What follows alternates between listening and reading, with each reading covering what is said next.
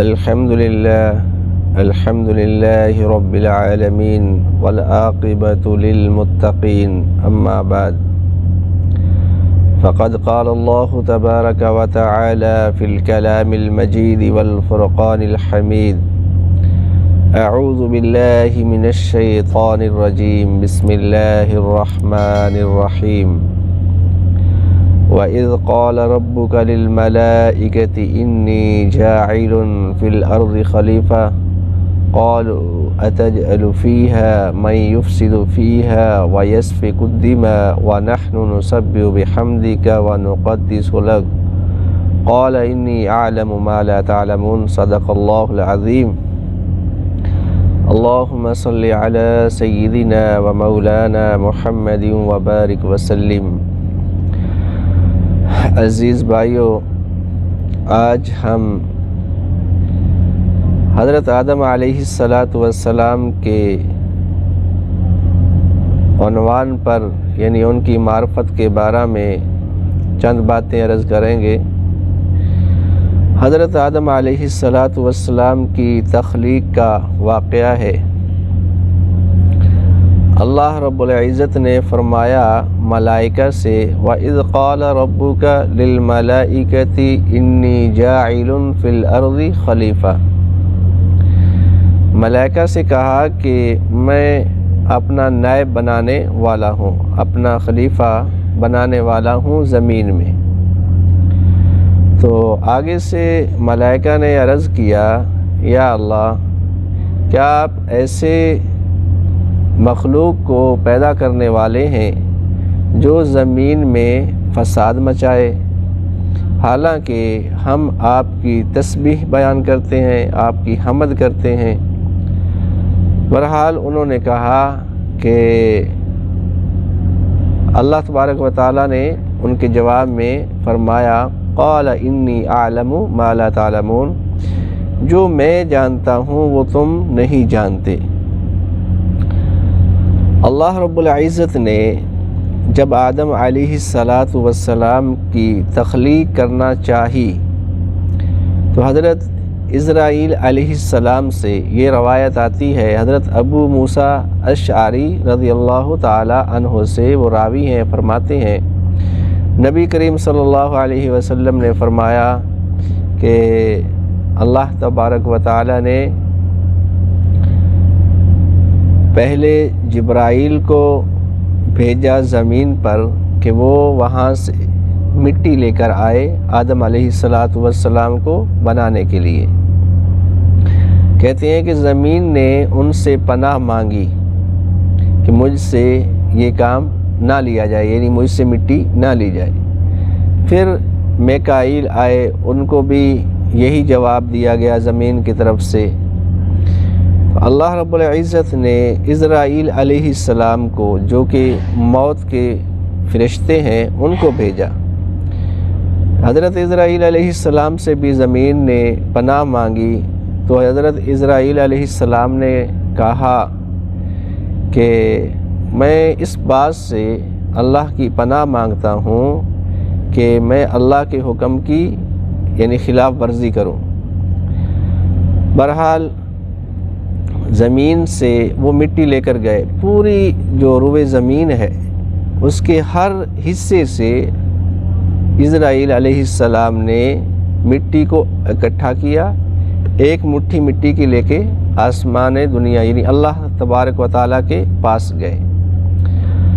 اللہ رب العزت نے اس مٹی میں پانی ڈالا، خود اپنے ہاتھوں سے آدم علیہ السلام کی تخلیق کا جو گارا تھا وہ بنایا۔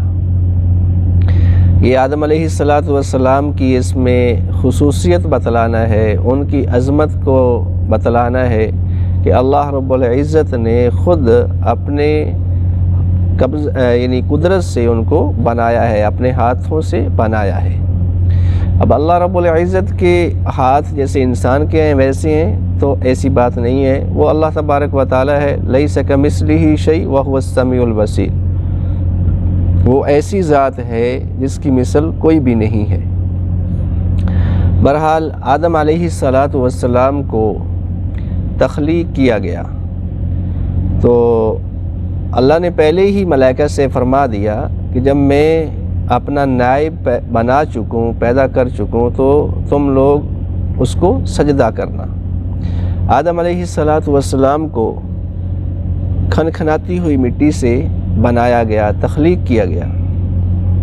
اس کے بعد ملائکہ سے کہا کہ آدم کو سجدہ کرو، تو سبھی نے سجدہ کر دیا، لیکن جو ابلیس تھا، قرآن کہہ رہا ہے نا فسجد الملائکہ، یعنی جو ملائکہ تھے انہوں نے سجدہ کیا، الا ابلیس، سوائے ابلیس کے، ابا واستکبر وکان من الکافرین، اس نے انکار کیا، تکبر کیا، اور وہ کافرین میں سے ہو گیا۔ کافرین مطلب انکار کرنے والوں میں سے ہو گیا۔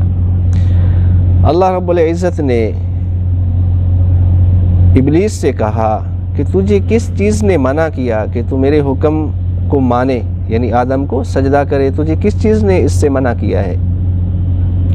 اس نے کہا اے میرے پروردگار، تو نے مجھے آگ سے بنایا ہے اور آدم کو مٹی سے بنایا ہے، تو لہٰذا میں اس سے افضل ہوں، تو میں اس کو سجدہ کیوں کروں؟ تو اللہ رب العزت نے اس کو نکال دیا کہ تو اس جنت میں رہنے کے قابل نہیں ہے، یہاں سے نکل جا، تو مردود ہو گیا۔ تو شیطان نے اللہ سے کہا کہ اے پروردگار، مجھے قیامت کے دن تک مہلت دے دے کہ میں تیرے بندوں کو گمراہ کروں گا، ان کا پیچھا نہیں چھوڑوں گا۔ اللہ رب العزت نے فرمایا کہ ارے لعین، تجھے مہلت دی جاتی ہے، لیکن جو کوئی تیری پیروی کرے گا اس سے اور تجھ سے میں جہنم کو بھر دوں گا۔ بہرحال ابلیس کو مہلت دے دی گئی اور آدم علیہ السلام کو جنت میں جو ہے سکون کی ایک لائف کے ساتھ، زندگی کے ساتھ ان کو رہائش پذیر کر دیا گیا۔ اور اللہ رب العزت نے فرمایا اے آدم، جہاں چاہو گھومو پھرو، لیکن ایک شجر ممنوع ہے، اس کے پاس نہیں جانا۔ تو آدم علیہ السلام جو ہیں ان کی زندگی میں راحت تھی، سکون تھا، سب کچھ تھا، لیکن تنہائی محسوس کر رہے تھے۔ تو اللہ رب العزت نے یعنی آدم علیہ السلام کو اپنے ساتھ خواہش طلب، یعنی کسی کے رہنے کی خواہش طلب ہوئی، تو آدم علیہ السلام آرام فرما رہے تھے، سوئے ہوئے تھے۔ اللہ رب العزت نے ان کی بائیں طرف جو ہے چھوٹی پسلی سے حضرت حوا علیہ السلام کو پیدا کر دیا۔ مطلب آدم علیہ السلام اللہ کے جو نائب ہیں، پہلے خلیفہ ہیں زمین میں، اور اماں حوا علیہ السلام جو ہیں وہ خاتون اول جیسے بولا جاتا ہے، تو وہ پیدا کر دی گئی۔ اب آدم علیہ السلام اور حوا علیہ السلام جنت میں رہ رہے ہیں، اور شیطان مردود چونکہ حضرت آدم علیہ السلام کا پکا دشمن تھا، اور وہ اپنے جنت سے نکالے جانے کا سبب بھی حضرت آدم علیہ السلام کو مانتا تھا، تو لہٰذا بدلے کی آگ اس کے اندر جل رہی تھی، اور وہ آدم علیہ السلام کو ہر ممکن کوشش کر کے جنت سے نکلوانا چاہتا تھا۔ اب شیطان نے چال چلی کہ وہ کسی طریقہ سے جنت میں داخل ہو جائے، لیکن محافظین کی وجہ سے وہ جنت میں نہیں جا سکتا تھا۔ دو چیزیں تھیں، ایک سانپ اور ایک مور۔ تو مور کو اور سانپ کو اس نے ورغلایا۔ اب مور جو ہے اس کی باتوں میں آتا ہے، اور مور کو اس نے ورغلایا کیسے؟ کہتا ہے کہ آپ کو پتہ ہے کہ اللہ رب العزت نے جو شجر ممنوع ہے جنت میں، اس کے کھانے سے کیوں منع کیا ہے؟ اس کی وجہ یہ ہے کہ اگر آپ مجھے جنت کے اندر لے جاؤ اور میں آپ کو اس کے بدلہ میں ایسی ترکیب بتلا دوں کہ آپ اور آدم ہمیشہ جنت میں رہو گے، کبھی نکالے نہیں جاؤ گے۔ تو اب مور جو ہے اس نے کہا ٹھیک ہے، لیکن میں آپ کو لے کر کیسے جاؤں؟ تو شیطان جو تھا اس نے کہا کہ آپ کو پتہ ہے کہ مجھے اللہ نے اتنی قدرت دی ہے کہ میں اپنے آپ کو ایک موتی کی شکل میں بنا سکتا ہوں، آپ اس موتی کو اپنے منہ میں رکھیے اور اندر داخل ہو جائیے۔ چنانچہ ایسے ہی کیا گیا، شیطان جو تھا اس نے اپنے آپ کو موتی کی شکل میں مطلب ڈھال لیا اور مور جو تھا اس کو منہ میں لے کے جنت میں داخل ہو گیا۔ اب ابلیس نے اپنا کام کرنا شروع کیا۔ پہلا وار اس نے حضرت اماں حوا علیہ السلام پر کیا، چونکہ عورتوں کے دل نرم ہوتے ہیں۔ اماں حوا کو وہ ہر ممکن کوشش کے ساتھ جو ہے ورگلانے لگا کہ یہ جو شجر ممنوع ہے اللہ رب العزت نے اس لیے منع کیا ہے کہ اگر آپ اس سے کھا لیں گے تو ہمیشہ ہمیشہ کے لیے جنت میں رہیں گے، اگر نہیں کھاؤ گے تو آپ کو نکالا جائے گا اور موت بھی آئے گی۔ اماں حوا جو ہے انہوں نے پہلے تو انکار کیا، بہرحال ان کی باتوں میں آ کر وہ جو شجر ممنوع تھا اس کا پھل کھا لیا۔ جب کھا لیا تو وہ حضرت آدم علیہ السلام کے پاس گئیں اور ان سے جا کر کہا کہ میں نے تو یہ کام کر لیا ہے۔ پہلے تو حضرت آدم علیہ السلام جو ہیں وہ ناراض ہوئے اور انہوں نے کہا کہ آپ نے یہ کیا کر دیا۔ بہرحال اماں حوا علیہ السلام کے مجبور کرنے پر حضرت آدم علیہ السلام نے بھی اس درخت کا پھل کھا لیا۔ ابھی پھل کو توڑا تھا، اس کا جو ذائقہ ہے وہ چکھا ہی تھا کہ ان کے جو ننگیز تھے، یعنی ان کے جو سطر تھے وہ ایک دوسرے پہ ظاہر ہونا شروع ہو گئے۔ تو وہ اسی وقت جو ہے مطلب بہت زیادہ غمگین ہوئے، پریشان ہوئے، پشیماں ہوئے اور شرمندگی محسوس کرنے لگے۔ بہرحال غلطی تو ہو چکی تھی، اللہ رب العزت نے منع فرمایا تھا اور ان سے وہ جو ہے کام سرزد ہو چکا تھا۔ اب وہ جنت کے اندر جو درخت تھا اس کے پتے اکھیڑ کے اپنے اوپر لگانے لگے، اپنے آپ کو چھپانے لگے ایک دوسرے سے۔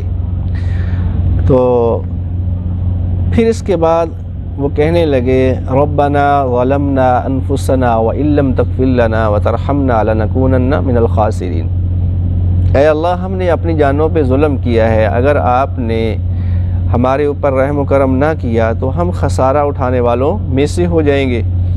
تو اللہ رب العزت نے ان کو سزا کے طور پہ زمین پہ اتار دیا۔ اب وہ سانپ اور مور جو ہے وہ بھی جنت سے نکال دیے گئے۔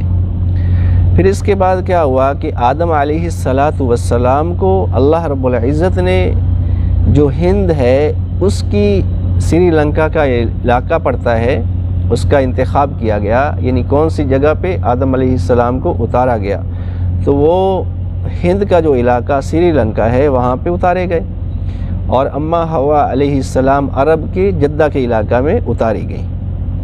اب انتہائی ایک دوسرے سے دوری تھی، کئی سال جو ہے ایک دوسرے سے جدا رہے، بعض حضرات جو ہے وہ 40 سال لکھتے ہیں، بہرحال کافی جو مدت تھی ایک دوسرے سے جدا رہے، اور پھر جو ہے آدم علیہ السلام اللہ رب العزت کے سامنے گڑ گڑاتے رہے، دعائیں مانگتے رہے، بہرحال اللہ رب العزت جو ہے انہوں نے دعا قبول فرمائی۔ جب آدم علیہ السلام کو زمین پہ اتارا گیا تو اس کے بارے میں ایک حدیث بھی آتی ہے، عن ابی ہریرہ رضی اللہ تعالی عنہ قال قال رسول اللہ صلی اللہ علیہ وسلم لما نزل آدم علیہ السلام بالہند واستوحش، یعنی جب آدم علیہ السلام کو ہند میں اتارا گیا، واستوحش وہ کیا ہوئے؟ وحشت زدہ ہوئے، یعنی کچھ جیسے خوف محسوس کرتے ہیں ویسا ہوا۔ فنزل جبرائیل آئے، فنادا بالاذان، پھر انہوں نے اذان دی، اللہ اکبر مرتین، یعنی 2 مرتبہ اللہ اکبر کہا، اشہد ان لا الہ الا اللہ مرتین، 2 مرتبہ اشہد ان لا الہ الا اللہ کہا، اشہد ان محمد رسول اللہ مرتین، پھر اس نے کہا اشہد ان محمد رسول اللہ مرتين، یعنی 2 مرتبہ جبرائیل نے یہ کلمے دہرائے۔ اب آدم علیہ السلام نے پوچھا من محمد، کہ محمد کون ہے؟ آدم علیہ السلام کے جواب میں جبرائیل نے کہا وآخر ولدک من الانبیاء، کہ محمد صلی اللہ علیہ وسلم جو ہیں، جو آپ کی اولاد ہوگی اس میں سے آخری پیغمبر ہیں، یعنی وہ اولاد جس میں پیغمبر آئیں گے تو آخری پیغمبر کون ہوں گے؟ محمد صلی اللہ علیہ وسلم۔ بہرحال آدم علیہ السلام کی جب دعا قبول ہوئی تو اللہ رب العزت نے عرفات کے میدان میں حضرت اماں حوا علیہ السلام اور آدم علیہ السلام کو ملا دیا۔ جب ملا دیا تو وہ ایک دوسرے کو پہچان نہیں پا رہے تھے، چونکہ 40 سال کا وقفہ گزر چکا اور جو انسانی جسم ہوتا ہے اس میں تبدیلی آ جاتی ہے، چینجنگ ہو جاتی ہے، تغیر آ جاتا ہے۔ تو جبرائیل علیہ السلام نے ان کا آپس میں تعارف کروایا، ایک دوسرے کی پہچان کروائی۔ تو اس کے بعد جو ہے آدم علیہ السلام نے مکہ مکرمہ کے اندر بیت اللہ کی بنیاد رکھی، خانہ کعبہ جس کو کہا جاتا ہے، اس کی بنیاد ڈالی اور پھر اللہ کی عبادت کرنا شروع کر دی، اور پھر ان کا آپس میں نکاح کر دیا گیا، اور اس نکاح کے بعد جو ہے ان کی اولاد ہونا شروع ہو گئی۔ اولاد کا طریقہ کار یہ تھا، ایک لڑکا اور ایک لڑکی، دوسری بار بھی ایک لڑکا اور ایک لڑکی، یعنی جڑواں بچے پیدا ہوتے، ایک مذکر اور مؤنث، لڑکی اور لڑکا۔ تو آدم علیہ السلام کے پہلی بار یعنی جو بیٹا پیدا ہوا وہ تھا قابیل، اور اس کے ساتھ لڑکی پیدا ہوئی اکلیمہ، اور دوسری بار پیدا ہوئے حابیل، اور اس کے ساتھ جو لڑکی پیدا ہوئی یعنی حابیل کی بہن، اس کا نام تھا یہودا۔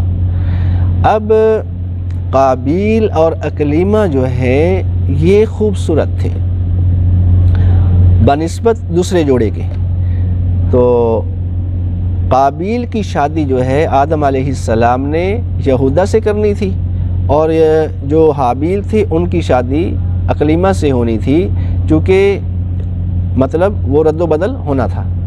لیکن قابیل اس بات پہ راضی نہیں تھا، وہ اس بات کو تسلیم کرنے کے لیے راضی نہیں ہوا۔ وہ اس کا مطالبہ یہ تھا کہ وہ جو اس کے ساتھ لڑکی پیدا ہوئی ہے وہ اسی سے شادی کرے گا، چونکہ اس وقت یہ جائز تھا، نسل کو بڑھانا تھا من جانب اللہ۔ بہرحال قابیل جو ہے وہ نہیں مان رہا، تو آدم علیہ السلام نے فرمایا ٹھیک ہے آپ ایسا کریں، جو کوہ صفا مروہ یعنی جو پہاڑیاں ہیں کوہ صفا مروہ کی، آپ وہاں پہ جائیں، تو وہاں پہ جا کے دونوں بھائی قربانی کریں۔ جس کسی کی قربانی کو آسمانی آگ جلا دے گی تو مطلب اس وقت قربانی کے قبول ہونے کی نشانی یہ ہوتی تھی، آسمان سے ایک آگ آتی، وہ اس کو جلا دیتی، تو سمجھ لیتے کہ اس آدمی کی قربانی قبول ہو گئی۔ اب حابیل کی قربانی کو جلا دیا گیا، اور قابیل جو تھا اس کا جانور بھی ایسا ہی تھا، فربا نہیں تھا، اور اس نے کچھ میرے خیال میں گندم کی یا کچھ ایسی چیز رکھی تھی جس کو نہیں جلایا گیا۔ بہرحال تو قابیل اس بات سے اور بھی ناراض ہوا، غصہ میں آ گیا، اور اس نے یہ مطلب طے کر لیا کہ وہ حابیل کو قتل کر دے گا۔ قرآن کہتا ہے کہ جب اس نے ارادہ ظاہر کیا تو حابیل علیہ السلام نے کہا کہ اے میرے بھائی، آپ مجھے قتل کرنے کے لیے ہاتھ بڑھاؤ گے تو میں آپ کے اوپر جوابی حملہ نہیں کروں گا، بلکہ میں اس گناہ میں شریک نہیں ہوں گا۔ کون سا گناہ؟ کہ آپ قتل کرو گے تو جواب میں بھی قتل کروں، ایسا نہیں ہوگا، بلکہ میں تو صبر کروں گا۔ بہرحال حابیل علیہ السلام کو قابیل نے قتل کر دیا۔ جب قتل کیا تو پھر اس کے بعد اب وہ بھی پشیمان ہوا کہ میں اب اپنے بھائی کو مار دیا ہے، قتل کر دیا ہے، اور اس کو چھپاؤں کیسے، اب میں کیا کروں؟ تو کافی مطلب وہ مجبور اپنی کمر پہ اٹھائے بھائی کو لیے پھرتا رہا۔ تو اللہ رب العزت نے ایک کوے کو بھیجا، وہ کوا جو تھا اس نے مطلب ایک دوسرے کوے کو اسی طریقہ سے مرے ہوئے کوے کو زمین کو کھودا، چھوٹا سا گڑھا بنایا اور اس کے اندر اس کو ڈال کے اوپر سے مٹی ڈال دی۔ اب وہ اور بھی پشیمان ہوا، کہتا ہے کاش کہ میں اس کوے کی طرح ہی ہوتا کہ اپنے بھائی کو قبر بنا کے اس میں دفن کر دیتا، مجھ سے تو اتنا ہی نہ ہو سکا۔ تو بہرحال جو گناہ اس سے بھی ہونا تھا وہ ہو گیا۔ تو اس واقعے کے اندر ہمیں سبق کیا ملتا ہے؟ ہمیں سبق ایک تو وہی بات ہے کہ ہم نے ایک سلسلہ جو شروع کیا تھا انبیاء علیہ السلام کی معرفت کا، ان کے بارے میں جاننے کا، ایک تو وہ فائدہ ہے، اور دوسری بات یہ ہے کہ آدم علیہ السلام کی جو اللہ نے اولاد پیدا کی ہے اس کے لیے دو اختیار رکھے گئے ہیں، وَهَدَيْنَاهُ النَّجْدَيْنِ، دو راستے دکھلائے گئے، ایک اچھائی کا راستہ ہے اور ایک برائی کا راستہ ہے۔ اب اللہ رب العزت نے فرما دیا کہ جو اچھائی کے راستے پہ جائے گا اس کے لیے جنت ہے، اور جو برائی کے راستے پہ جائے گا اس کے لیے جہنم ہے۔ اگر یہ معاملہ نہ کیا جاتا، یعنی اللہ رب العزت دو راستے انسان کے لیے نہ رکھتا، تو ہوتا کیا کہ جو طاقتور ہے وہ کمزور کو مار ڈالتا، اور پھر اسی طریقہ سے مطلب جو طاقتور ہے وہ غریب سے سب کچھ لے لیتا۔ تو اللہ رب العزت نے پہلے حدیں مقرر کر دی ہیں کہ جو اس حد میں رہے گا اس کے لیے جنت ہے، اور جو حد سے تجاوز کر جائے گا اس کے لیے جہنم ہے۔ تو اللہ رب العزت نے یہ راستہ تخلیق جو انسانی ہے اس کے لیے رکھا ہے۔ اللہ رب العزت سے دعا ہے کہ ہم سب کو شریعت کے مطابق عمل کرنے کی توفیق عطا فرمائے۔ جو اللہ نے قرآن میں جنت و جہنم کا راستہ بتلایا ہے، ہمیں ان کو پہچان کر جنت والے راستے پہ جانے کی توفیق عطا فرمائے۔ وآخر دعواہم ان الحمد للہ رب العالمین۔